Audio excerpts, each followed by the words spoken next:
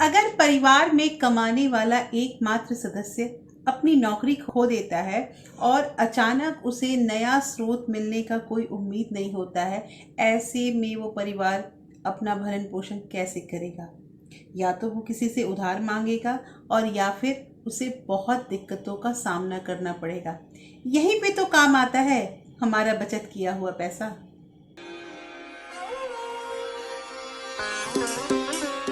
Hello everyone, welcome back to my channel real life with Tuku. कैसे हैं आप लोग? आई होप आप बहुत अच्छे होंगे और सेहतमंद होंगे और आप लगातार मेरी वीडियो के साथ भी बने हुए होंगे। दोस्तों, आज की वीडियो में हम बात करेंगे कि इससे लास्ट वीडियो में, प्रीवियस वीडियो में मैंने कुछ आप लोगों को टिप्स बताए थे, जो मैंने बिल्कुल नए तरीके बताए थे, जो आप लोगों ने बहुत बहुत बहुत पसंद किए। लेकिन फिर भी मेरे पास कुछ कमेंट आ रहे हैं कि दीदी, हम जैसे ऑनलाइन शॉपिंग में सेल वगैरह का झांसा देखते हैं कि इस चीज़ पे, इस प्रोडक्ट पे कुछ सेल चल रहा है तो हम कुछ ना कुछ ऑर्डर कर ही देते हैं।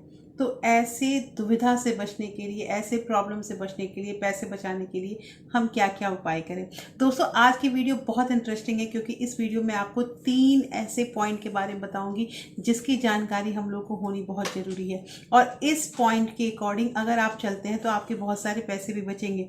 तो दोस्तों, इस वीडियो के अंत तक ज़रूर बने रहिएगा। लेकिन वीडियो स्टार्ट होने से पहले एक नम्र निवेदन है कि अगर आप लोगों ने अभी तक रियल लाइफ विद टुकू को सब्सक्राइब नहीं किया तो प्लीज़ सब्सक्राइब कर लीजिए अपने इस चैनल को, और साथ में जो बेल आइकन है उसे भी ज़रूर प्रेस कर दीजिएगा ताकि ऐसे ही इंटरेस्टिंग वीडियो के नोटिफिकेशन आपको मिलते रहें। दोस्तों, वीडियो पसंद आए तो एक लाइक ज़रूर कर दीजिएगा। तो चलिए स्टार्ट करते हैं वीडियो को। सबसे पहला पॉइंट अभी हम वही लेंगे कि सेल के झांसे में ना आए। देखिए, जो ये दिवाली मेला या न्यू ईयर सीज़न या फिर अलग अलग तरह से नाम देके फेस्टिवल सीज़न ऐसे करके जो भी आपको सेल का ऑफ़र मिलता है ना, उसके बीच में आप उस झांसे में ना पड़े।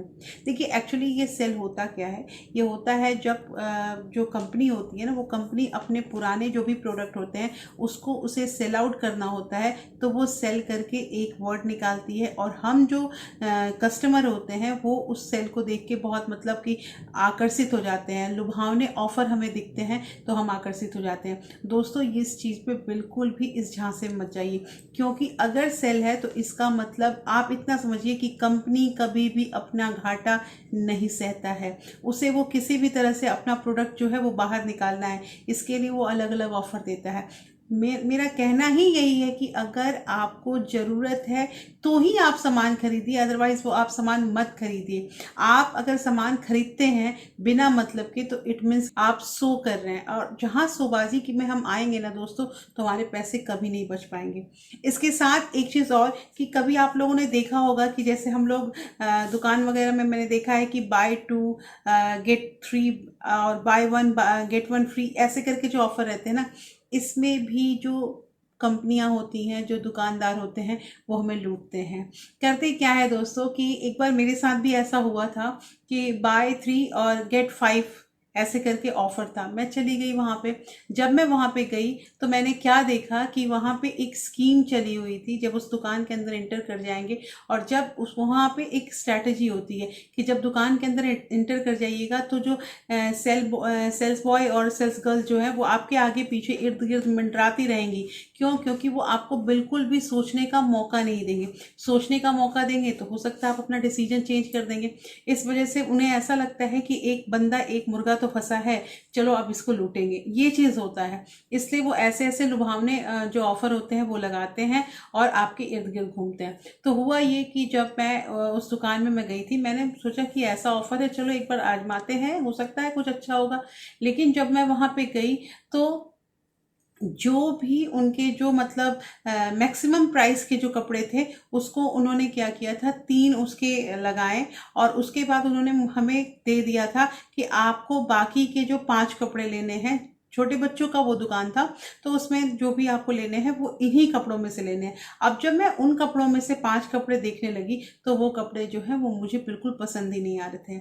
लेकिन अब हम फंसे हुए थे और मैंने कहा ना कि आपको प्रेशराइज किया जाता है।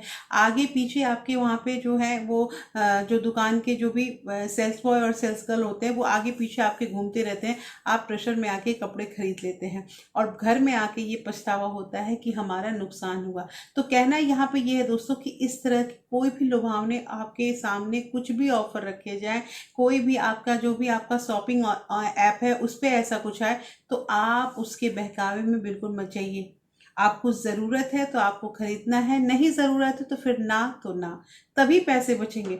अगर हमारी इच्छा होने लगी ना कि हम ये भी खरीद ले वो भी खरीद ले, बचत कभी नहीं हो पाएगी। दूसरा पॉइंट यहाँ पे ये आता है दोस्तों कि अगर आपके पास गाड़ी है और वो सही कंडीशन में है, सही कंडीशन मतलब आपका जो भी काम है उस गाड़ी से आराम से हो रहा है, आपको जहाँ जाना है, आपको ऑफिस जाना है, आपको बच्चों को लेने जाना है, आपको कुछ भी शॉपिंग करने जाना है या कोई भी आपका काम है, तो वो जो गाड़ी है वो पूरी तरह से उसका काम, सारा काम जो है आपका वो ढंग से हो रहा है, तो क्या ज़रूरत है आपको नई गाड़ी परचेज़ करने की।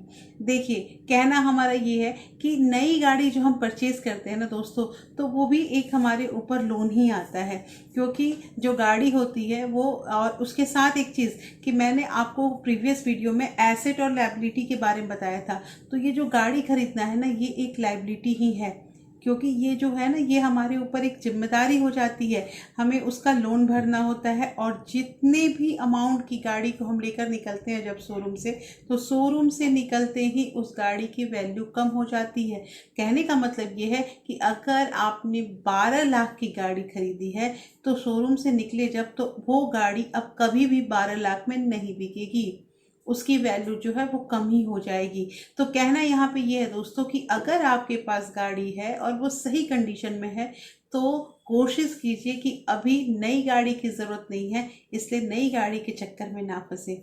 हमारे बहुत सारे दोस्त हैं जिन्होंने अपना घर भी लिया, उसमें भी उन्होंने होम लोन पे अपना घर लिया है, और दिखावे में आके उन्होंने नई गाड़ी भी परचेज़ कर ली और नई गाड़ी का भी लोन ले लिया, और अब ऐसी स्थिति आ गई है कि वो पछता रहे हैं कि इतना ज़्यादा जो मेरे ऊपर भार हो गया है, हम कैसे मैनेज करें।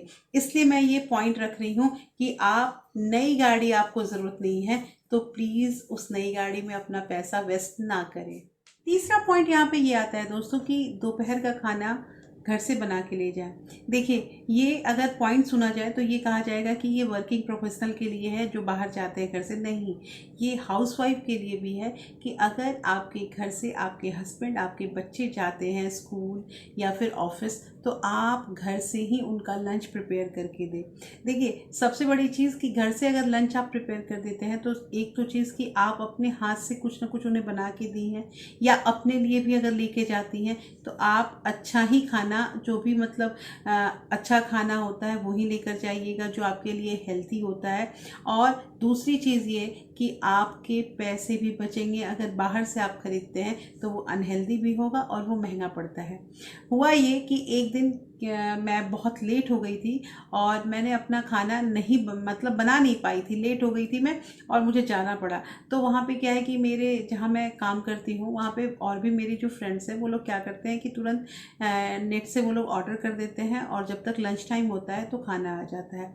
तो मैंने सोचा मैं भी ऑर्डर कर दूँगी, लेकिन देखिए इत्तेफाक ये हुआ कि उस दिन मैं खाना भी लेके नहीं गई, और जब मैंने वहाँ पे ऑर्डर करना स्टार्ट किया तो पता नहीं क्या हुआ था उस दिन, कि उस दिन वहाँ पे उस एरिया में कोई भी मतलब डिलीवरी करने के लिए रेडी ही नहीं था, कुछ कोई था ही नहीं, और मेरे पास भी कोई ऐसा नहीं था जो जाके खाना लेके आए। नतीजा ये हुआ कि उस दिन मुझे भूखा रहना पड़ा, और भूखा रहना पड़ा तो ये कितना मतलब मेरे लिए बहुत दिक्कत हुई थी।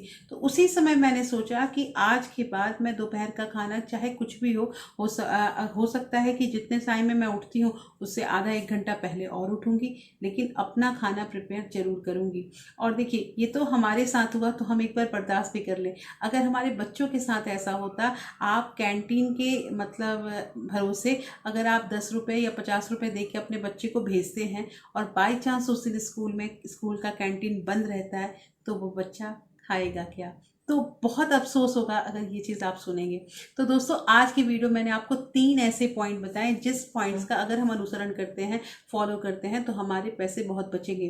कौन सा पॉइंट आपको अच्छा लगा मुझे कमेंट करके ज़रूर बताइएगा, और ऐसे ही नए नए वीडियो के लिए आप लोग रियल लाइफ विद टुकू को ज़रूर सब्सक्राइब कर लीजिए। फिर मैं मिलती हूँ ऐसे ही एक इंटरेस्टिंग वीडियो के साथ, तब तक अपना प्यार और सपोर्ट ऐसे ही बरकरार रखिएगा। Thank you, thanks for watching.